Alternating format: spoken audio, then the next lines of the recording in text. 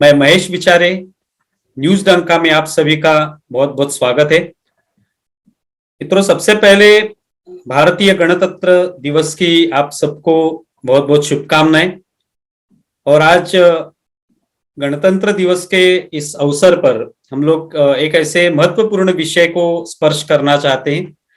ये विषय है, आप सभी जानते हैं कि पिछले कुछ समय से सेक्युलर ये जो शब्द है इसके बारे में बहुत चर्चा होती आ रही है। और संविधान में जो प्रस्तावना है उसमें सेक्युलर शब्द का अंतर्भाव करने के बाद इसके बारे में क्या उसका फायदा हुआ भारत को, क्या उसके वजह से कुछ हानि हुई, राजनीति में किस तरह से इस शब्द का उपयोग किया गया, या आगे चल के इस शब्द का हम लोग सही मायने में इसका इस्तेमाल करने वाले हैं या क्या हो सकता है भविष्य में, इसके बारे में चर्चा होती रहती है। तो इसी सेक्युलर शब्द को लेते हुए आज हमारे इस वार्तालाप में हमने कल्पना सिंह इनको आमंत्रित किया है और इनसे हम इसी मामले में चर्चा करेंगे। सबसे पहले कल्पना जी, आपका बहुत बहुत स्वागत है न्यूज डंका में। धन्यवाद महेश जी। नमस्कार। कल्पना जी एक एजुकेटर है, स्वतंत्र लेखिका भी है वो, और नमामि नर्मदा संघ जो कि नदियों की सफाई के बारे में काम करता है पूरे देश के स्तर पर, तो इसकी उपाध्यक्ष भी हैं। तो आज उनसे हम लोग रूबरू होंगे इसी सेक्युलर इस विषय को लेकर। पहली बात तो इस शब्द के बारे में कुछ समय से चर्चा हो रही है और पूरे देश भर में चर्चा होती रहती है, सोशल मीडिया पे हो या जो मेन स्ट्रीम मीडिया है उसमें भी होती रहती है। तो सेक्युलर ये शब्द जो प्रस्तावना में उसका अंतर्भाव किया गया, तो क्या उसके बारे में, उसका इतिहास क्या है, उसके बारे में कुछ बताइए। सर्वप्रथम तो मैं न्यूज चैनल डंका को धन्यवाद प्रेषित करना चाहूंगी महेश जी आपके माध्यम से, और क्योंकि ऐसे महत्वपूर्ण समय पर और ऐसे महत्वपूर्ण विषय पर मुझे अपने विचार प्रस्तुत करने के लिए, साझा करने के लिए जो मंच प्रदान किया है उसके लिए आपका बहुत बहुत हृदय से धन्यवाद। अब हम आते हैं आपके टॉपिक पर, जो हमारा टॉपिक है आज का, कि सेकुलर वर्ड का उत्पत्ति कहाँ से हुई। इसकी संविधान में, जैसे हम सभी टाइम टू टाइम पे सभी कई सारे लेखक, इतिहासकारों ने इस पर काफी चर्चा हो चुकी है पहले भी, लेकिन अगर हम इसको किसी नए परिप्रेक्ष्य में देखें कि जिन परिस्थितियों में ये सेकुलर वर्ड भारत के संविधान में डाला गया, अभी राजनीतिक पार्टियां या विभिन्न दल अलग अलग तरीके से बाबा भीमराव अंबेडकर साहब के संविधान को यूज करती हैं अपने व्यक्तिगत फायदे के लिए, पार्टी के फायदे के लिए, उस जो चीज को यूज करती हैं उनके उस संविधान को। तो शायद मुझे ऐसा लगता है कि उन पार्टियों में से बहुत ही कम या ना के बराबर लोग ऐसे होंगे जिन्होंने वाकई में संविधान को पढ़ा भी होगा या उनकी प्रस्तावना, जो मूलभूत प्रस्तावना है, जो प्रेम्बल है, उस पर गौर भी किया होगा। मैं शुरू करूंगी यहां से कि धर्मनिरपेक्ष राष्ट्र हमें घोषित तो कर दिया गया, लेकिन क्या हम अंबेडकर साहब के ही बताए हुए दिशा निर्देशों पर चल रहे थे? शायद जी नहीं, क्योंकि किसी भी राष्ट्र को नष्ट करना है तो सबसे पहले उसकी संस्कृति को नष्ट कर दिया जाए, उसके धर्म को नष्ट कर दिया जाए। ये इतिहासकारों ने कई जगह, कई महान लेखकों ने इस बात को कई जगह अंकित भी किया है। तो जैसे कि मैंने आज सुबह भी एक चर्चा में बोला एक जगह कि जो भारतीय संविधान जब हमारा बना, तो उस जो वास्तविक संविधान की मूल कॉपी थी, जो वास्तविक कॉपी थी उसकी, उसमें प्रथम पृष्ठों पर राम दरबार, हमारे श्री राम जी, माता सीता, लक्ष्मण जी, शिवाजी महाराज और गुरु नानक साहब, इनके चित्र अंकित किए गए। और उसको अंकित करने के पीछे जो संविधान निर्मात्री सभा थी, जरूर उनका कोई ध्येय रहा होगा। क्यों ध्येय रहा होगा? ये वो लोग थे, जैसे हम एक आज परिकल्पना है रामराज की, तो रामराज हम में से किसी ने देखा नहीं है। जो हमने अपने इतिहास में पढ़ा, जो हमारे ग्रंथों में पढ़ा, तो उससे भी हमें शिक्षा मिलती है कि राम जी ने अपने निजी स्वार्थों को, निजी सुख सुविधाओं को छोड़कर कैसे अपने जनमानस की भलाई के लिए काम किया, कैसे अपने भारत देश को अखंड भारत, गौरवमयी भारत बनाया। और उसी तरीके से चाहे गुरु नानक जी रहे हों, उनके बलिदान अपने देश के लिए, अपने संस्कृतियों के लिए। और उसी अगर हम उसी दिशा में आगे बढ़ते हैं तो महाराज शिवाजी महाराज जो हमारे पूजनीय हैं समस्त हिंदू धर्म के, या हम हिंदू धर्म भी क्यों कहें जी, जो हमारे भारतवासी हैं सभी के पूजनीय हैं शिवाजी महाराज। अगर हम सही अर्थों में देखें तो हम शिवाजी महाराज से क्या सीख रहे हैं? यहाँ कोई राजनीति का विषय नहीं था ये। आजकल तो बहुत जगह एमबीए सब्जेक्ट्स में भी शिवाजी महाराज की रणनीतियों का जिक्र होता है। क्यों? क्योंकि शिवाजी महाराज से हमें प्रबंधन की कला सीखनी है। एक राष्ट्र को चलाने की एक प्रबंधन की जो कला है, जो एक सटीक सुदृढ़ कला है, वो उनसे हमें सीखने को मिलती है। उन्होंने कितने युद्ध जीते कम संसाधनों पर। एक सबसे बड़ी बात है, कम संसाधनों में कैसे वो सारे युद्धों में विजेता बने। तो ये सारी चीजें संविधान में उनके चित्रों को दर्शाने का ध्येय उद्देश्य शायद उस सभा का यही रहा होगा कि जब हमारे आगे आने वाली पीढ़ी जैसे ही संविधान के प्रथम पृष्ठ को खोलती है तो उन चित्रों से उसको क्या प्रेरणा मिलेगी, क्या इंस्पिरेशन वो लेंगे। तो उनको गौरव महसूस होगा, गर्व महसूस होगा शायद अपनी संस्कृति पर। लेकिन आगे चलकर कुछ समय बाद सरकारें आई, इसको कुछ एक समय था जब इस चित्र को हटाने का प्राविधान चालू हुआ और बहुत ही साजिश के तहत, मैं इसको कहूंगी एक साजिश थी जिसके तहत इन चित्रों को पहले हटा दिया गया। और वो एक समय ऐसा था जब ये सोशल मीडिया, इलेक्ट्रॉनिक मीडिया इतनी चलन में थी नहीं सर। तो जो ये चीजें संशोधन हो गए उसमें, और ये कब हटाया गया? बहुत ही चालाकी के साथ तत्कालीन सरकारों ने इसको हटाया। कि हटाया तो लेकिन किसी को पता ही नहीं चला।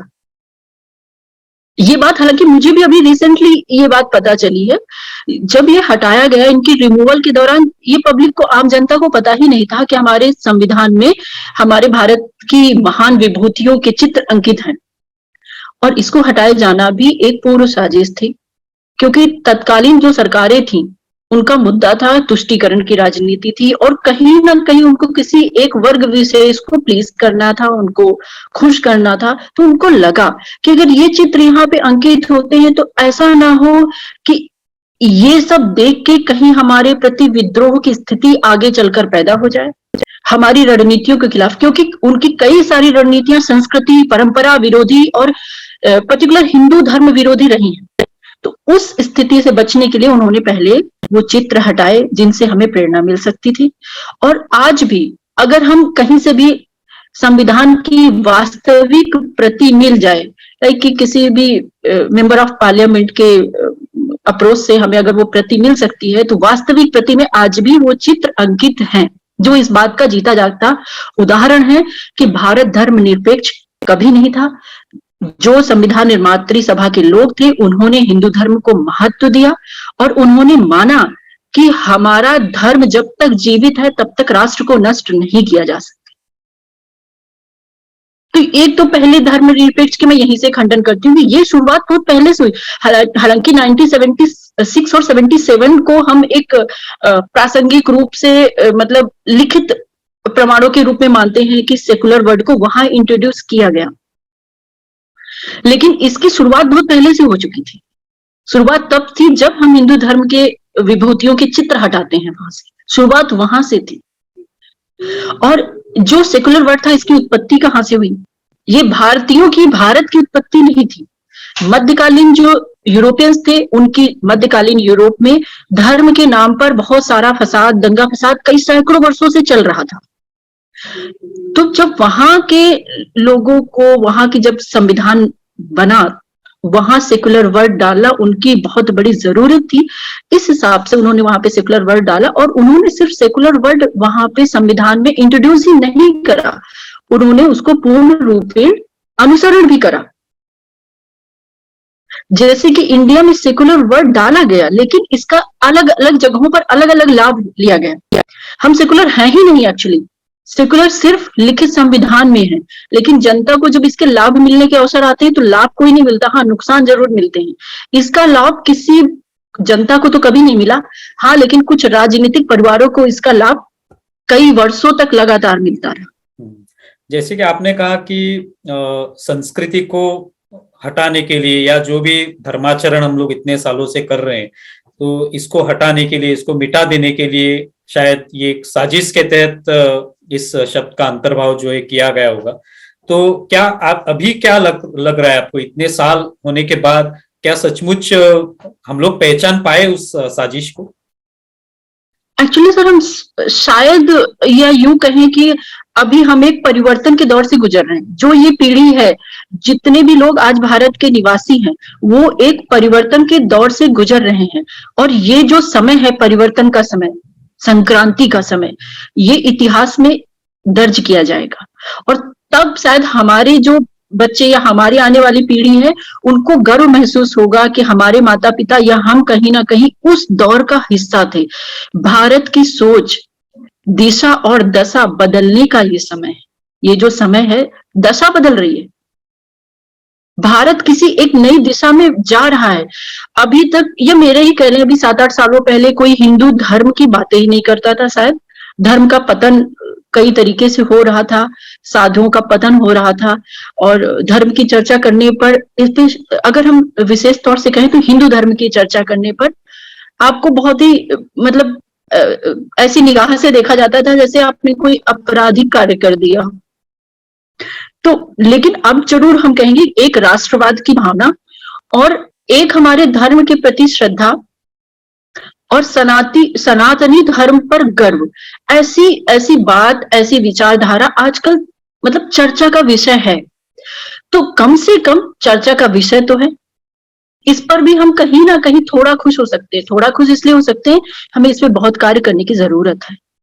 तो अभी भी हम उतने जागरूक तो नहीं हुए हैं जितना हमें सेक्युलर वर्ल्ड के रिमूवल के लिए जागरूक होना चाहिए। जैसे कि जो सरकारें अभी सत्तारूढ़ सरकारें हैं, उनका कार्य है कि शायद या तो इस पे दो चीजें हैं, या तो सेक्युलर वर्ल्ड को हटा दिया जाए पूरी तरीके से, या फिर हमने सेक्युलर वर्ल्ड इंट्रोड्यूस कर ही दिया है तो उसको उसको अलग अलग तरीके से कैसे देखा जा सकता है। जो देश सेक्युलर है उसमें किसी धर्म विशेष का कोई अलग लॉ कैसे हो सकता है? ये बहुत ही कॉन्ट्राडिक्टरी चीजें हैं दोनों के दोनों। एक तरफ हम सेकुलर हैं, धर्मनिरपेक्ष राष्ट्र हैं, और एक तरफ कोई एक धर्म विशेष अपना कानून अलग चला रहा है। तो इस पे बहुत बड़े संशोधन की जरूरत है, जो शायद ज्यादा समय न गवाते हुए तत्काल प्रभाव से लागू करने की जरूरत है। जैसे कि आपने कहा कि ये जो संस्कृति है ये मिटाने की कोशिश होती है और ये साजिश के तहत ये हुआ होगा। तो अभी 2014 में जब भारत में जिस तरह से मोदी सरकार आने के बाद एक कहीं पे ये साजिश करने वाले लोग जो होंगे उनको शायद ये खतरा महसूस होने लगा कि अभी ये जो सेक्युलरिज्म का हमने जो एक चेहरा तैयार किया था या एक चित्र बनाया था, ये कहीं पे टूट सकता है और फिर से एक बार हिंदू धर्म जो है, हिंदुत्ववाद जो है, इसको बढ़ावा मिल सकता है। क्या ऐसे आप मानती है इसके इस मुद्दे को? जी एक्चुअली बिल्कुल मानते हैं। आज सुबह ही मैंने एक जगह लिखा कि ये पहला ऐसा मुझे मतलब मौका दिखा है मेरी लाइफ में कि जब राजनीतिक पार्टियों में इतनी महान एकता देखने को मिल रही है। ये वो पार्टियां हैं जो एक दूसरे का गला काटने के लिए तत्पर तैयार रहती थी। तो ये ऐसा विलक्षण समय है जो इतिहास में दर्ज किया जाना चाहिए। चाहे आप महाराष्ट्र से उठा ले, पश्चिम बंगाल से उठा ले, या अलग अलग राज्यों से कहीं से भी उठा ले, छत्तीसगढ़ हुआ, राजस्थान हुआ, तो यहाँ पे जिस तरीके की सामूहिक एकता आपको राजनीतिक पार्टियों में दिख रही है, लोग कह रहे हैं महागठबंधन नाम की एक बात हो रही है। तो एक्चुअली ये बात महागठबंधन या जीतने की नहीं, ये उनके अंदर का डर है। ये महागठबंधन जो है ये एक डर है, जो हम उनकी नाकामी से निकला हुआ डर।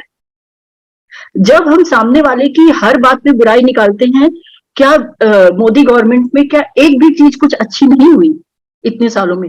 अगर हम विपक्ष की नजरों से भी देखें कि उन्होंने सब कुछ गलत किया, कोई एक चीज तो होगी जो अच्छी होगी।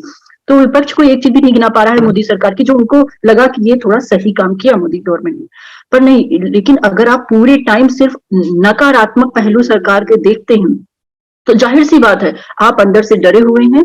और क्यों डरे हुए हैं? अपनी नाकामयाबियों से डरे हुए हैं, अपने निकम्मेपन से आप डरे हुए हैं कोई भी महागठबंधन, ये सारे नेता इकट्ठे होकर मंच से कहते हैं बीजेपी को हराना है, सबको एक मंच से एक साथ एकता में खड़े होना है, पर कोई ये क्यों नहीं कहता है कि बीजेपी को हराना है तो एक साथ हमें बीजेपी से बेहतर करके दिखाना है। इस पर कोई बात नहीं करता है कि बीजेपी को हराने के लिए बीजेपी से बेहतर करके दिखाना है, बजाय कि वो इसलिए कि हम सब, वो एक चोर चोर मौसेरे भाई वाली कहावत है कि हम अपना सारा निकम्मापन छुपाने के लिए चलिए एक मंच से साझा होकर हम अपना बिगुल बजाते हैं। और ये पिछले इलेक्शन में हुआ भी। तो जब लोकसभा का चुनाव हुआ, महागठबंधन भी हुआ, पर जनता ने बहुत उसका करारा जवाब दिया। बीजेपी और मजबूत सीटों के साथ सत्ता में आई, ज्यादा नंबर के साथ सत्ता में आई। तो ये एक, अगर इन पार्टियों को वहां से सबक लेना होता कि वहीं से सबक लेते कि हमें मोदी विरोधी रणनीति चलाने से अच्छा है अपने ऊपर पहले सुधार कार्य करें कि हमारी क्या नाकामयाबियां रही, क्या हमारी खामियां रही, जो हम ये चोर का एजेंडा चलाते रहे या और भी एजेंडा 15 लाख का एजेंडा चलाते रहे कि बहुत सारे मोदी पे लांछन लगाते रहे, तो उसके बाद भी जनता ने और ज्यादा मत के साथ जिता दिया। यह चाहे नोटबंदी रही हो, चाहे जीएसटी रही हो, इसका हमेशा नेगेटिव साइड पब्लिक को दिखाने की कोशिश करी गई विपक्ष द्वारा, पर उसका भी पब्लिक पे कोई असर नहीं हुआ।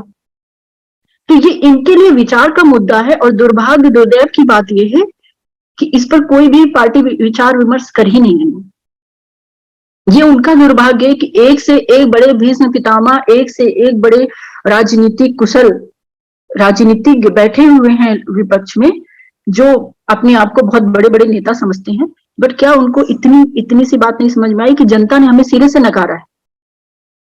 तो ये स्वतः आकलन का समय है, वो नहीं कर पा रहे हैं, अभी भी वो सिर्फ सरकार विरोधी चीजों में संलिप्त है। जिस तरह से आपने कहा कि मोदी सरकार जो है उनको दूसरे टर्म में भी और ज्यादा मतों से लोगों ने चुन के दिया, तो कहीं पे लोगों को भी ये भी पता चला है कि ये जो संस्कृति है, भारत की संस्कृति हो या सेक्युलरिज्म का जो एक नकाब हम लोगों ने पहनाया गया था लोगों को, तो शायद इसकी पहचान लोगों को हुई अभी। बिल्कुल हुई है सर, उसकी पहचान लोगों में हुई है, लोगों में जन जागृति आ रही है। और आपको उत्तर भारत में ऐसे कई जगह भी मिलेंगी जो मुस्लिम बाहुल्य समुदाय था और वहां से भी बीजेपी की गवर्नमेंट जीत कर आई। ये एक आश्चर्यजनक घटना हुई, क्योंकि एक जनरल परसेप्शन है सबका कि मुस्लिम जो है वो बीजेपी के वोटर्स नहीं, पर जब उनकी जो नीतियां आई, जो भी सरकार की योजनाएं आती रही, उसका लाभ मुस्लिम समुदाय को भी बराबर से मिलता है। तो कहीं ना कहीं जो एक लर्नेड क्लास था मुस्लिम का, उसमें जन जागृत वाली चीजें आई, उनके अंदर थोड़ी सी जागृत अवस्था आई और उन्होंने विकास के मुद्दे को चुना और अपना व्यक्तिगत विकास देखा कि हमको हर सरकारें सिर्फ वोट बैंक के रूप में देखती रही हैं, जरूर कहीं ना कहीं मोदी गवर्नमेंट आने के बाद हमें भी इस भारत का हिस्सा समझकर हमारा भी विकास कहीं ना कहीं हुआ है। इस सेक्युलर शब्द का अंतर्भाव करने के बाद क्या क्या किस तरह का नुकसान भारत का हुआ, या कुछ लाभ हुआ है, या सचमुच बहुत सारा नुकसान हुआ? एक्चुअली सर, नुकसान पूरे भारत को हुआ ये तो मैं नहीं कह सकती हूँ, किसी विशेष समुदाय को इसका बहुत फायदा भी दिया गया है, क्योंकि सेकुलर वर्ड के अगेंस्ट जाके उनके लिए अगर हम पर्सनल लॉ हम बना रहे हैं तो ये जाहिर सी बात है उनको फायदा पहुंचाने की नीति है आपका, और पार्टी विशेष को इसका लाभ पहुंचाया गया। लेकिन हिंदू धर्म, जो हिंदू थे भारत के, उनको इसकी बहुत हानि उठानी पड़ी, इसका बहुत नुकसान उनको हुआ है। और ये जो दंगे होते रहे, सेकुलर वर्ड की आड़ में धर्म को बढ़ावा दिया गया और अलग अलग धर्मों को अलग अलग जगहों पर बढ़ावा दिया गया। सिर्फ नाम के लिए हम सेकुलर रह गए और दंगे कराए गए। अब जैसे उदाहरण के तौर पे देखिए कि जो सत्तारूढ़ पार्टी थी, या हम कांग्रेस की ही बात कर ले, क्योंकि मैं खुलेआम भी बोलना चाहूंगी, नाम, मैं किसी पार्टी से तो जुड़ी नहीं हुई हूँ, तो जो भी है जैसा है मेरे विचार है, अगर किसी को नहीं भी पसंद आते हैं तो आई डोंट केयर, ठीक है। तो उसमें कांग्रेस जो पार्टी थी, भारत में मुगलों के हमले से जब शुरू हुआ है, तो ब्रिटिशर्स आए, मुगल्स आए, इनका एक ही मेन एजेंडा पहले क्या चलता था, हमारे मंदिरों पर हमला करना। वो जनता से ज्यादा मंदिरों को नष्ट कर रहे थे। क्यों नष्ट कर रहे थे? ये भी एक विचार का मुद्दा है, क्योंकि उनको पता था भारतीय संस्कृति में इतनी ताकत है, इतना ज्ञान भरा हुआ है उनके साहित्य में, उनके जितने भी धार्मिक साहित्य हैं उनमें, वेदों में, पुराणों में इतना ज्ञान, और उनके मंदिरों में इतना गूढ़ रहस्य छुपा हुआ है। पहले इस पे आघात करो, इनको कमजोर करना है तो इसको खत्म करो। यही काम ब्रिटिशर्स ने भी किया, यही काम मुगलों ने किया। पर इतने हजार हमलों की बाद भी अगर हमारी संस्कृति, हमारे मंदिर आज भी जीवित हैं, तो कोई ना कोई तो बात है सनातनी धर्म में। तो एक ये बात हुई। दूसरी ये बात हुई कि अगर हम इस दिशा में करें कि भाई सेकुलर धर्म का हमारे ऊपर क्या क्या, सेकुलरिज्म का हमारे ऊपर क्या क्या नुकसान हो रहा है, तो नुकसान तो देखिए सर, खुलेआम हो रहा है नुकसान इसका। हमें छला जा रहा है तत्कालीन सरकारों द्वारा। हाँ, मैं भटक गई थोड़ा मुद्दे से। वो जो बात थी कि एक वर्ड इंट्रोड्यूस हुआ हाल ही में, सन 84 में, जब सिख दंगे हुए, सिख आतंकवाद की एक संरचना तैयार करी गई। उसके पहले हमने सिख आतंकवाद कहीं नहीं सुना था। इसका उदय भारत से हुआ, और भारत से उदय के साथ इसके पर्टिकुलर एक पार्टी के द्वारा, कांग्रेस के द्वारा इसका उदय किया गया। इस वर्ड का जो, इस शब्द का जो नया शब्द लाया गया संज्ञान में। और उसके बाद जैसे कि ये हमलों के बाद मुंबई में जो भी ब्लास्ट हुए, उसके बाद हिंदू टेररिज्म की जो परिकल्पना एक नई तैयार करी गई। आप उनके बैनर्स देखे, माननीय दिग्विजय जी एक स्पीच दे रहे हैं और पीछे लिखा हुआ है हिंदू टेररिज्म, हिंदू आतंकवाद एंड समथिंग समथिंग। तो ये परिकल्पना वहां से निकली। उसके पहले विश्व में कहीं भी, एक तरफ हम कहते हैं आतंकवाद का कोई धर्म नहीं है, आतंकवाद का कोई धर्म नहीं है, तो फिर जैसे ओसामा बिन लादेन को मारा गया था अमेरिका के द्वारा, तो उन्होंने, उसका धर्म नहीं था, उसको ब्लास्ट करके उसके टुकड़े टुकड़े कर दी। हमारे यहाँ हम आतंकवादियों की बॉडी को क्यों दफना रहे हैं, क्यों फातिया पढ़ा जा रहा है? क्योंकि उनका धर्म है। अगर धर्म नहीं है तो उनके बम से टुकड़े टुकड़े क्यों नहीं कर दिए जाते? उनका अंतिम संस्कार किसी धर्म विशेष की तहत क्यों किया जा रहा है? ये एक बहुत बड़ा प्रश्न है। आतंकवाद का धर्म निश्चित तौर पर है और विश्वव्यापी धर्म है इसका। हमने कितने हिंदू आतंकवादी पैदा किए? क्या इसके बारे में कोई कांग्रेस पार्टी के प्रवक्ता या कोई और बता सकते? बिल्कुल नहीं। ये जो चीज इंट्रोड्यूस करी गई साध्वी प्रज्ञा के मैटर पे या कर्नल पुरोहित के मैटर पे, तो ये उनकी उत्पत्ति थी, उनकी मानसिक उत्पत्ति थी हिंदू आतंकवाद। और ये हिंदू धर्म को, सिख धर्म को नष्ट करने की साजिशें थी कि कैसे इनकी गरिमा को विश्व पटल पर खराब किया जाए। और सबसे बड़ी शर्मिंदगी की बात क्या है सर, कि ये सारी चीजें हिंदू ही कर रहे थे। नहीं, जिस तरह से आपने कहा कि हिंदू टेररिज्म की बात आपने की, क्योंकि 2008 में जो मुंबई पे हमले हुए, तभी ये यहाँ पे कुछ पुस्तकें भी लिखी गई कि जिसमें ये सब हिंदू टेररिज्म था, ये लोगों को बताने की कोशिश की गई थी। तो वैसे था नहीं, ये कसाब के पकड़ में आने के बाद सबको अपने आप ही पता चल गया।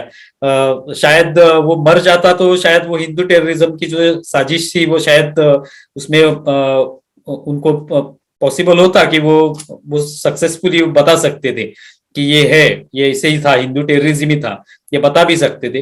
अभी ये जो सीएए के मामला हुआ, जिसमें शाहीन बाग में आंदोलन हुए, या अभी किसान आंदोलन हुआ, तो ये सब आंदोलन जो थे, जिसमें जैसे कि आपने बात की कि जो बाहरी देशों से कहीं पे उनको मदद मिलती रही, या कुछ वहां के जो सेलिब्रिटीज थे वो यहाँ वहां से इसको सपोर्ट देते रहे, तो ये भी कहीं पे सेक्युलरिज्म से जुड़ा हुआ है, ऐसा आपको लगता है ये पूरा जो षड्यंत्र है? ये एक्चुअली बताया सर कि ये बहुत पुरानी साजिश है जो आगे बढ़ाई जा रही है धीरे धीरे, चाहे शाहीन बाग से हो, चाहे वो बॉर्डर पे किसान के आंदोलन से हो। और अगर इसको बढ़ाई जा रही तो हमारे देश के जो सो कॉल्ड बुद्धिजीवी लोग हैं, जो मॉब लिंचिंग, कहीं पे एक धर्म विशेष का व्यक्ति मार दिया जाता है, अगर कि अब्दुल मारा गया, तो चाहे जिन परिस्थितियों में उसकी मृत्यु हुई हो, वो अब्दुल है, उसका नाम बताया जाएगा समस्त मीडिया पे, न्यूज चैनल्स पे, और उसकी मॉब लिंचिंग जरूर होती है। ये एक फिक्स बात है कि मॉब लिंचिंग होगी, क्योंकि वो अब्दुल था और उसकी मॉब लिंचिंग की गई है। एक दो मामले सर हो सकते हैं, कि मैं ये नहीं कह रही हूँ कि ऐसा कहीं भी नहीं हुआ, एक दो मामले हो सकते हैं, लेकिन एक मेजॉरिटी, एक जो ज्यादा तौर पे कभी भी मतलब ऐसा मैंने कठोर चेहरा, ऐसा निर्दयी जो कृत्य हैं बहुत हिंदुओं के द्वारा नहीं पाए जाते इतिहास में भी, जब तक कि हमें आप पहल नहीं करेंगे। ये हमारे भारत की भी संस्कृति रही है कि आप जब तक हम पे पहला अटैक नहीं करते, भारत देश ने आज तक कभी किसी देश पर अटैक नहीं किया, क्योंकि हम सनातनी परंपरा को फॉलो करते आए, हमारा सनातनी धर्म। सेम हिंदू धर्म के अनुयायी भी ऐसा करते हैं, अपवाद सर हर जगह है। लेकिन मेजोरिटी पे हम बात करेंगे कि मेजोरिटी क्या कहती है।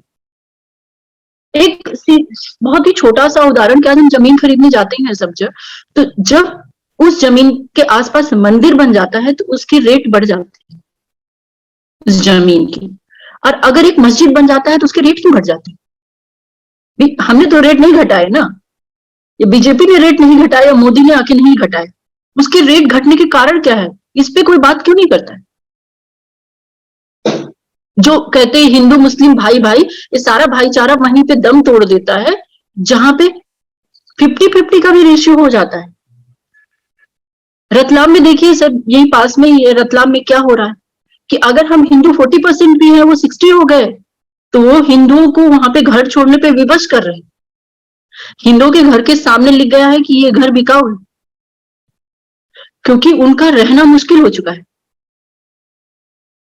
तो कहीं ना कहीं ये एक बहुत चिंता का विषय है आगे चलकर, क्योंकि आबादी बढ़ाने पे भी जनसंख्या बिल आता है, तो भी एक वर्ग विशेष को उससे प्रॉब्लम है। भाई आपको हर चीज से कैसे प्रॉब्लम हो सकती है? या तो आप बेरोजगारी पे रो लो, या तो फिर आप जनसंख्या बढ़ाने पे रो लो।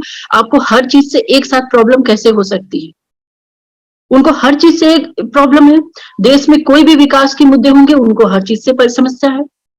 तो अब तो ये भी सुनाई दे रहा था कि मुस्लिम घर के जो युवक है अपनी औरतों को वोट डालने नहीं जाने देना चाह रहे हैं, क्योंकि उनको संदेह है, उनको डाउट है कि ये कहीं बीजेपी को न कराए। जब से वो 3 तलाक हो गया, 3 तलाक जैसे ही हटा, तो उनके मन में संशय है, डर है कि ये मोदी की सपोर्टर ना बन जाए सब, क्योंकि उनकी लाइफ को अच्छा करने का एक प्रयास मोदी गवर्नमेंट के द्वारा किया गया और वो समय की जरूरत थी। जिस तरह से आपने कहा कि ये जो मॉब लिंचिंग का मामला है, इसमें किसी मुस्लिम को अगर मार दिया जाता है तो उसको वो बड़ा मुद्दा बना दिया जाता है कि पूरे देश भर में ऐसा ही हो रहा है। कहीं एक जगह पे हुआ होता है, 2-3 जगह पे भी हुआ, फिर भी वो पूरे देश भर में हुआ है, इस तरह का एक नैरेशन क्रिएट किया जाता है। तो इसमें मीडिया का बहुत बड़ा हाथ होता है। इसे अभी अभी लोगों को पता चला है, पहले नहीं इतना ये होता था, लेकिन अभी लोगों को पता चला है कि मीडिया का भी इसमें बहुत बड़ा रोल होता है कि इस तरह की बातें दिखाना, हिंदू टेररिज्म की कहीं पे कोई बात कर रहा है तो उसको ज्यादा बढ़ावा देना, उसकी ज्यादा पब्लिसिटी करना। तो ये मीडिया का रोल जो, इसके बारे में क्या बता सकती हैं? देखिए सर, मीडिया का रोल उस दौरान जब मुंबई बम ब्लास्ट हुआ, तो मीडिया ने बढ़ चढ़कर जो कांग्रेस की मानसिकता थी उसको प्रमोशन किया। हिंदू आतंकवाद के एक नैरेटिव सेट कर दिया गया जनता के दिमाग में, और उसका कितना मतलब दुष्परिणाम साध्वी प्रज्ञा हो या कर्नल पुरोहित हो या इनके जैसे और भी बहुत कई छोटे मोटे केस रहे होंगे जो संज्ञान में ही नहीं आए, उन लोगों को हुआ होगा। फिर उसके बाद जब आज की डेट में ये पता चलता है कि ये भाई कसाब उसमें अगर जिंदा पकड़ा गया, तो पता चल सका, जिंदा ना पकड़ा जाता तो ये हिंदू आतंकवाद की इनकी परिकल्पना आज सच हो जाती। तो जब वो जिंदा पकड़ा गया, जब अभी हाल ही में सब चीजें साबित हो गई कि ये साजिश के तहत किया गया था, नाम उनका लेने के लिए हिंदुओं का प्रेशर क्रिएट किया गया था, ये सारी चीजें जब खुल के जनता के सामने आ गई, तो क्या मीडिया को और हिंदू आतंकवाद की रचना करने वालों को, कांग्रेसियों को जनता के सामने आके माफी नहीं मांगनी चाहिए? ये नैरेटिव तो मीडिया ने अच्छी स्ट्रांगली सेट कर दिया था। जब ये हुआ कि नहीं ये गलत था, तब कितनी मीडिया हाउसेस ने इसको कवर किया? उतने बड़े पैमाने पर तो किसी ने नहीं कवर किया, 2-3 चैनल्स को छोड़कर। इस समय क्या उनको जनता के सामने घसीटना नहीं चाहिए था? उस समय कितने पत्रकार दिग्विजय सिंह के घर गए पूछने के लिए कि आपने जो हिंदू आतंकवाद के नैरेटिव सेट किया था वो तो गलत साबित हो गया, तो क्या आप अब भारत देश की जनता से माफी मांगेंगे? कोई नहीं पहुंचा सर उनके पास। तो मीडिया का तो बहुत बड़ा एक रोल रहा। मीडिया ने अपनी गरिमा काफी हद तक खो दी है। ये भले ही चौथा स्तंभ कहा जाता है, बट उस चौथा स्तंभ पूरी तरीके से लड़खड़ा गया। एक बात मैं पूछना चाहता हूँ, जिस तरह से राजनीति में भी सेक्युलरिज्म का बहुत इस्तेमाल किया गया, अलग अलग पार्टियों ने किया होगा, लेकिन अभी देखा जाता है कि पिछले कुछ सालों से जो अभी विरोधी या विपक्ष दल के जो लोग हैं, वो कहीं पे, जैसे राहुल गांधी हो, वो कहीं मंदिर में जाते दिखाई देते हैं, ममता बनर्जी है वो कहीं पे दुर्गा देवी के दर्शन करने जाती हैं, और ये सब दिखाई देता है कि अरे ये लोग कैसे अचानक हिंदू बन गए। तो ये भी कहीं पे जाके लगता है कि एक नकाब जो है वो उनके ऊपर था पहले से, और अभी भी है वो। सर एक्चुअली ये इनको एक नाम दिया गया था हाल ही में, चुनावी हिंदू। तो ये वाकई में वही चुनावी हिंदू हैं, और इसका जवाब तो जनता को बहुत करारा देना चाहिए। हालांकि बंगाल में जब बीजेपी की हार हुई, तो मैं उसको हार के तरीके से नहीं देखती हूँ। बीजेपी ने वहां एक अच्छी बढ़त बनाई है। वहां जिन परिस्थितियों में इलेक्शन हुए हैं, वो एक छोटा मोटा पाकिस्तान से कम नहीं था। तो वो परिस्थितियां, वहां पे इलेक्शन करवाना अच्छे से, और उसके बाद इतनी सीट लेकर जो बीजेपी ने बढ़त बनाई, तो वो मैं कहीं ना कहीं मान रही हूँ कि बदलाव की एक बिगुल तो बच चुका है, जो आगे आने वाले सालों में एक बड़ी क्रांति का रूप ले सकता है। और ये जो चुनावी हिंदू हैं, जो समय समय पर कभी बुर्का पहन लेते हैं, और कभी टोपी लगा लेते हैं, और कभी तुलसी की माला जपने अपने लगते हैं, तो इनको खैर मैंने सुना है पॉलिटिशियन को बहुत शर्म होती नहीं है। और इनको बिल्कुल भी, ये जो विशेष राजनीतिक घराने हैं, इनको तो खैर बिल्कुल भी शर्म नहीं है कि आप जनता के सामने किस मुंह से जाते हो, कौन सा मुंह लेकर जाते हो। कि आपने सैकड़ों वकील मंदिर बनाने के विरोध में कांग्रेसियों ने खड़े किए हुए थे। ये हमें अपनी आने वाली पीढ़ी को बताना होगा कि मंदिर के विरोध में कांग्रेसियों द्वारा कितने वकील खड़े किए गए थे अदालत में। और आज जब आप मंदिर का चोला धारण करके राम मंदिर में राम लला के दर्शन करने पहुंचते हो, तो किस मुंह से राम लला के दर्शन करने पहुंचते हैं? क्या इनकी अंतरात्मा एक बार भी इनको धिक्कारती नहीं है? या तो आप टोपी ही धारण कर लो जाली वाली, और या तो पूरी तरीके से आप वो तो खैर उनका क्या धर्म है। अगर आप एक तरफ उनकी माँ ईसाई धर्म से है, दूसरी तरफ उनके दादा मुस्लिम या पारसी जो भी धर्म से होंगे, वो भी एक विवाद का विषय है आज तक। तो यही नहीं पता चलता है कि वो किस घराने से हैं। खैर उनके दादाजी को तो दफनाया गया है, तो दफनाने से भी काफी कुछ क्लियर हो जाता है वो किस घराने से हैं। उनकी मजार बनी हुई है प्रॉपर। तो आप हिंदू धर्म के बारे में ज्ञान कैसे दे सकते हैं? अभी जो लेटेस्ट उनका आया कि हिंदुत्ववादी, जो उनकी विचारधारा से उनको नफरत है।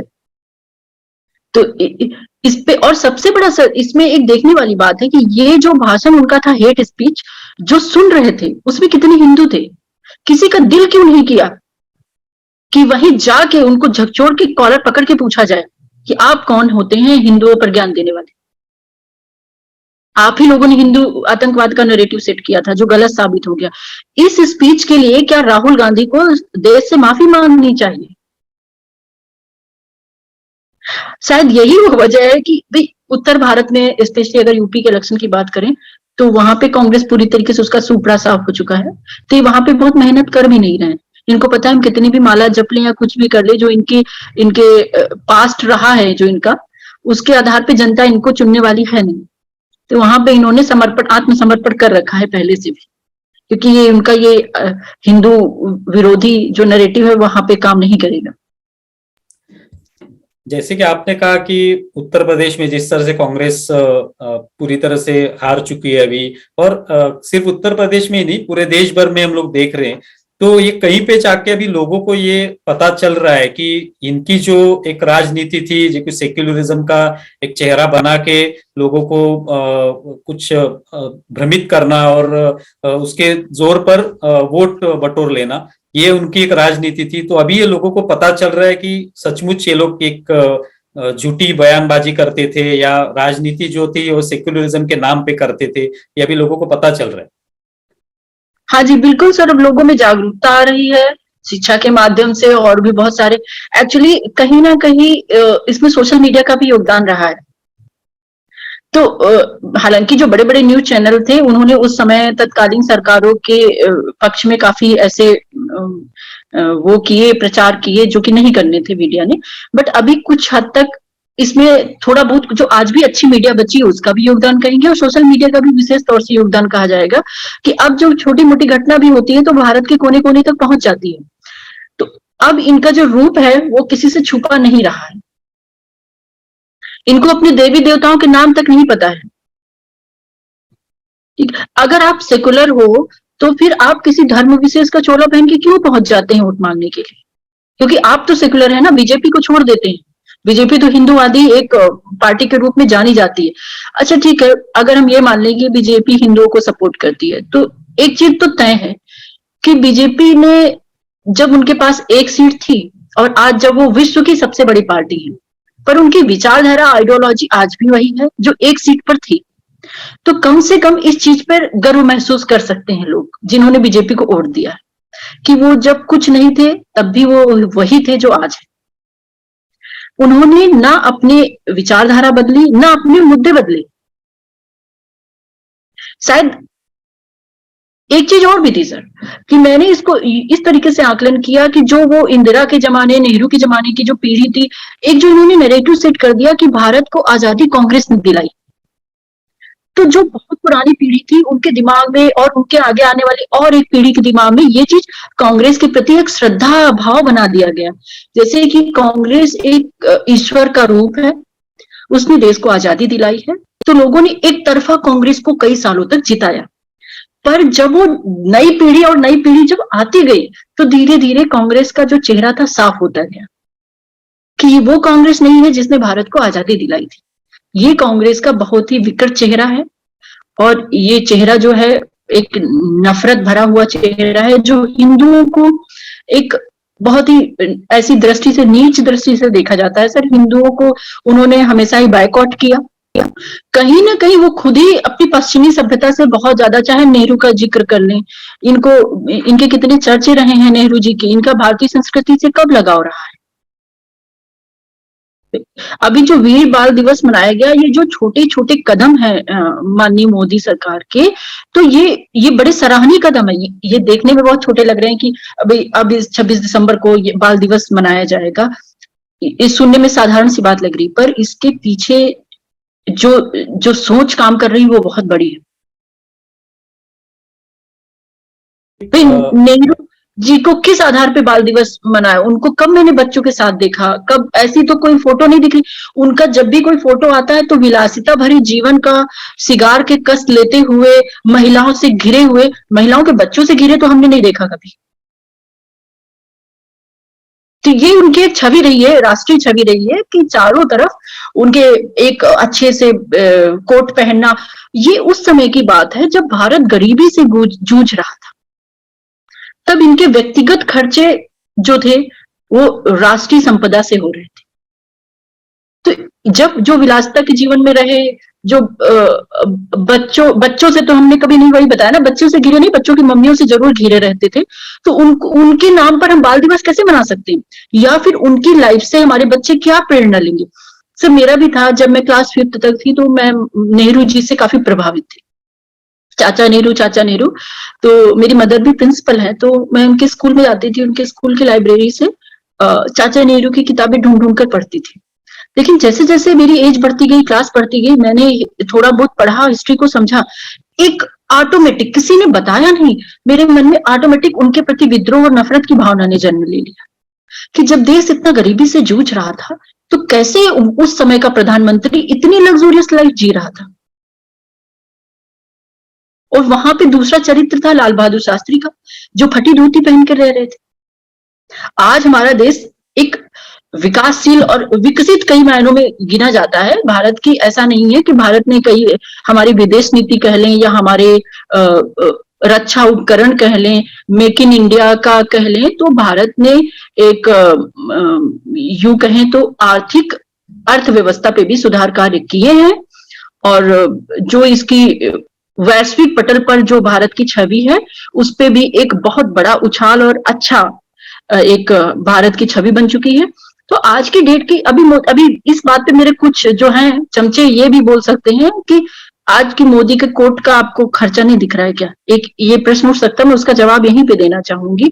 वो भारत और आज के भारत में अंतर है। ये आज के भारत के जब प्रधानमंत्री अपने देश का प्रतिनिधित्व करने जा रहा है कहीं पर, तो वाकई में वो आज की जरूरत है और वैसा उनको रिप्रेजेंट करना भी चाहिए।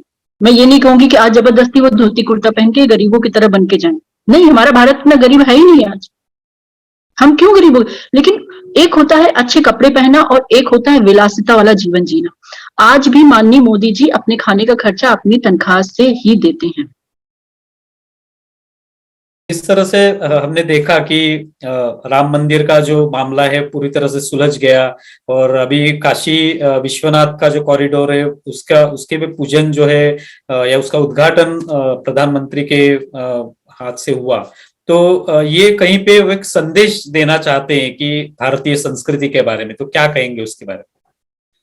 देखिए, ये उनका तो एजेंडा बहुत ही क्लियर है कि भाई हम अपनी जो भी हमारी संस्कृतियों का हनन हुआ है या हनन किया गया है, चाहे वो कांग्रेस सरकार द्वारा, चाहे मुगलों द्वारा, चाहे ब्रिटिशर्स के द्वारा, हम उसको पुनर्जीवित करेंगे और करके रहेंगे, क्योंकि यही हमारी जड़ें हैं, यही हमारी आने वाली पीढ़ी को दिशा दिखाएंगे आगे। तो आज छोटे छोटे बच्चे भी अपने धर्म पर कहीं ना कहीं बात कर रहे हैं, उनको ये एक बोरिंग विषय नहीं लग रहा। तो ये जो अलख जगाई गई है, इसका मैं कहीं ना कहीं काफी हद तक जो श्रेय है वो मोदी गवर्नमेंट को देना चाहूंगी। उन्होंने जिस तरीके से महिमा मंडन किया हमारे हिंदू धार्मिक संस्थानों का, मंदिरों का, चाहे ये हमारा काशी विश्वनाथ कॉरिडोर रहा हुआ हो, चाहे अयोध्या मंदिर है, और ऐसे तमाम मंदिर हैं जो बड़े पैमाने पर जिन पे काम हुए हैं, जिन पे सुधारीकरण, नवीनीकरण, मरम्मत का कार्य हुआ, और वहां पे पूजा नए तरीके से अपनी संस्कृति के बारे में इंट्रोड्यूस किया गया, संस्कृति को आगे बढ़ाने के बारे में बातें हो रही हैं, आज चर्चा हो रही है। तो कहीं ना कहीं आगे आने वाली पीढ़ी हमारी इससे प्रभावित होगी, जरूर होगी, और सकारात्मक रूप से प्रभावित होगी। तो इसका योगदान तो निसंकोच मोदी गवर्नमेंट को देना चाहिए। जन जागरूकता का योगदान भी उनको देना चाहिए, क्योंकि इससे पहले राष्ट्र और धर्म के मुद्दों पर बात करना अपराध था। तो जिस तरह से हमने शुरुआत की थी सेक्युलरिज्म के मुद्दे पर, जो शब्द हमारे संविधान के प्रस्तावना में है, तो कहीं पे ये बदलना, हम लोग बदल सकते हैं, इस शब्द को निकाला जा सकता है, या और क्या उसके लिए हम लोग को उपाय कर सकते हैं हम लोग? एक्चुअली सर, जो तरीका था ये प्रियम्बल को चेंज करने का, एक तरफ हम लोकतांत्रिक देश हैं, लोकतांत्रिक राष्ट्र है भारत देश, और उस लोकतांत्रिक देश में इमरजेंसी रातों रात लगा के मीडिया, सारे मीडिया को बैन करके, सारे अपोजिशन लीडर्स को जेल में डालकर, हजारों लाखों की तादाद में, और प्रियम्बल को बदल दिया जाता है।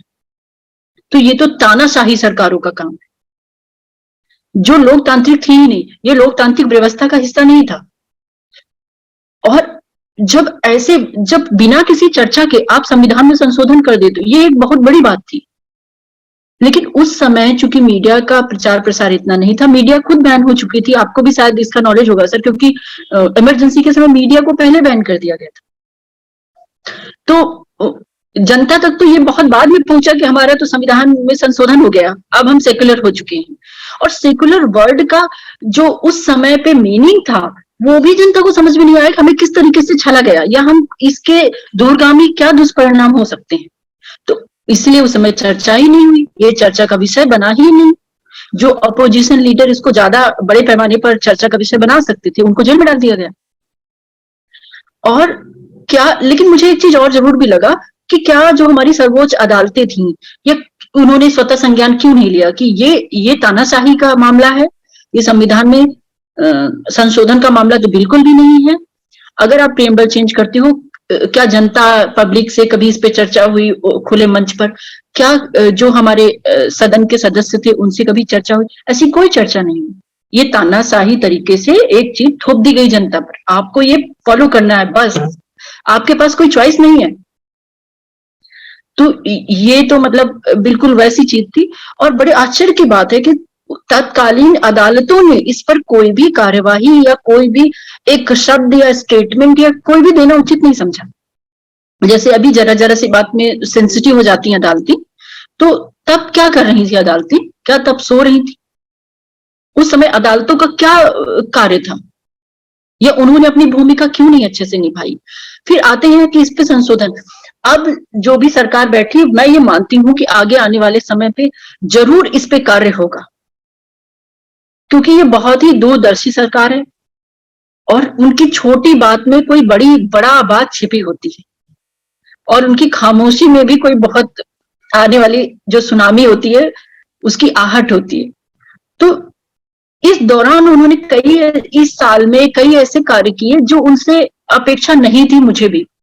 यह सरकार जैसे किसान बिल वापस लेती है, यह सरकार शाहीन बाग पे चुप रहती है, यह सरकार बंगाल हिंसा पे चुप रहती है, तो ये अपेक्षित नहीं था मोदी गवर्नमेंट से। तो उनकी खामोशी में ये मान के चल रही हूँ कि शायद वो कुछ बड़ा करके आने वाले हैं, या पीओके पे कोई बड़ा डिसीजन होने वाला है। तो मैं इसको इस तरीके से भले अपने देखकर अपने मन को समझाने की कोशिशें कर रही हूँ, बट मेरी शायद मोदी सरकार से अपेक्षा और है कि एक बार उनको एक बेंचमार्क सेट करना चाहिए, खास तौर से आंदोलन जीवियों पर, क्योंकि इससे देश को एक बहुत बड़ा नुकसान हो रहा है जिसको रोकना बहुत ही जरूरी है। इन्होंने शाहीन बाग तो एक प्रयोग था, वो प्रयोग सफल ना होता अगर, तो ये जो आगे के प्रयोग थे ये रुक जाते।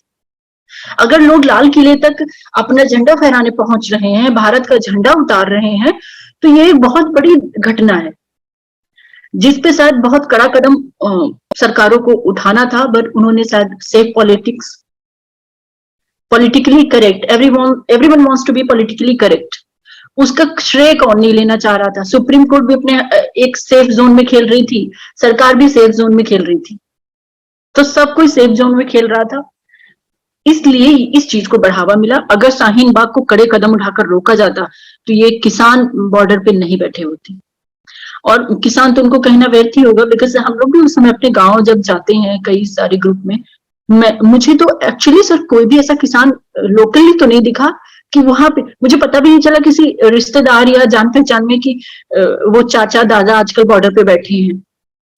मतलब मैंने अपने पूरे सर्कल में किसी को भी नहीं, और हालांकि सब किसान खेती वाले हैं जो लोग कहीं ना कहीं तो हमारी रूट्स गांव से जुड़ी ही, तो मुझे एक सिंगल भी कोई ऐसा व्यक्ति नहीं मिला, ना रिश्तेदारों में, ना दोस्तों में, ना परिचितों में, जिसका कोई परिचित या रिश्तेदार उस बॉर्डर पे बैठा रहा, क्योंकि सब खेती कर रहे थे अपने खेतों में, सब अपनी अपनी फसलें उगा रहे थे। तो ये वहां पर थे कौन लोग? ये वित्त पोषित लोग थे जिनको कहीं से तो पैसा मिल रहा था। ये एक अंतरराष्ट्रीय साजिश थी भारत के खिलाफ, और भारत के खिलाफ क्या, ये मोदी के खिलाफ थी और डायरेक्टली हिंदुओं के खिलाफ थी। सिख वर्सेस हिंदू का नैरेटिव वहां पे सेट किया जा रहा था। तो शायद किसी चीज को भापते हुए, भाई सरकार में एक से एक विशेषज्ञ बैठे हुए हैं, हो सकता है कि किसी दूरगामी चीज को देखते हुए उन्होंने अपने बिल वापस लिए। हालांकि मुझे उम्मीद नहीं थी कि लेंगे वापस, या चुनावी माहौल रहा हो या जो कुछ भी, बट उन्होंने अपने बिल वापस लिए। पर मुझे नहीं लगता है कि यूपी इलेक्शन में इस चुनाव का कोई खासा प्रभाव, मतलब इस किसान आंदोलन का कोई खासा प्रभाव पड़ता। पूर्वांचल में भी किसानों का मुद्दा मुझे नहीं लगता कि कोई इतना था। लखीमपुर खीरी मैटर भी तैयार किया गया, वो उसमें भी कोई दम नहीं था उस मैटर में। तो शायद मोदी सरकार ने अगर ये डिसीजन वापस नहीं लेते तो भी एक बेंचमार्क सेट हो जाता। अब इनकी अभी सुनाई दे रहा था कि मिस्टर ओवैसी फिर से आंदोलन करेंगे, बीसीए को उनको खत्म करना है, अब हम सरकार के खिलाफ आंदोलन करेंगे, क्योंकि उनको राह दिखा दी सरकार ने कि आप आंदोलन करके हमारी राष्ट्रीय राजधानी को घेर कर बैठ जाओगे तो जाहिर सी बात है कि फिर हम पीछे कदम लेंगे। और ये 2 मैटर में हो चुका है। तो जो भी देश विरोधी लोग हैं उनको मनोबल इस समय बढ़ रहा है, जिसपे अभी मौजूदा सरकार को कोई सख्त कदम उठाने की जरूरत है। मैं सुप्रीम कोर्ट से अभी उम्मीद नहीं कर रही हूँ, क्योंकि सुप्रीम कोर्ट ने ऐसे कई मामले आए जिसपे जो उनका रुख था वो साफ नहीं किया, और जहां कड़े कदम उठाने थे वहां पे भी नहीं उठाए। लखीमपुर खीरी मैटर में उन्होंने स्वतः संज्ञान जरूर लिया था 5 किसानों की मृत्यु पर बंगाल में इतनी संख्या में मारे गए हिंदू, तो सुप्रीम कोर्ट सोती रही उस दौरान। तो इस समय उनकी भी भूमिका फिर कही जाएगी कि संदेह की स्थिति में आ जाती है। जी बिल्कुल, जिस तरह से आपने ये पूरी हमारी जो इंटरव्यू थी उसमें जिस तरह से आपने बताया कि पूरे भारत में जिस तरह से सेक्युलरिज्म का अंतर्भाव किया गया सख्ती से, या लोगों को पता भी नहीं चला, लेकिन आज लोगों को ये पूरा जो साजिश अगर है तो वो पता चलना शुरू हो गया है, और आगे चल के शायद इसमें कुछ बदलाव आ जाए। भारत भी आज बदल रहा है, भारत की सोच बदल रही है, लोगों को भी आज पता चल रहा है, और शायद हिंदू संस्कृति जो है उसका महत्व भी लोगों को पता चल रहा है। तो ये बहुत अच्छी बात है, आप यहाँ आई और बहुत खूब इन मुद्दों को आपने समझाने की कोशिश की, इसलिए बहुत बहुत धन्यवाद। धन्यवाद सर। जय हिंद। जय हिंद। जय हिंद। तो मित्रों, अभी हमने कल्पना सिंह जी से बात की। आपको ये वीडियो कैसा लगा ये आप जरूर बताएं, और हमारा ये वीडियो जो है वो आप शेयर करें, लाइक करें। धन्यवाद।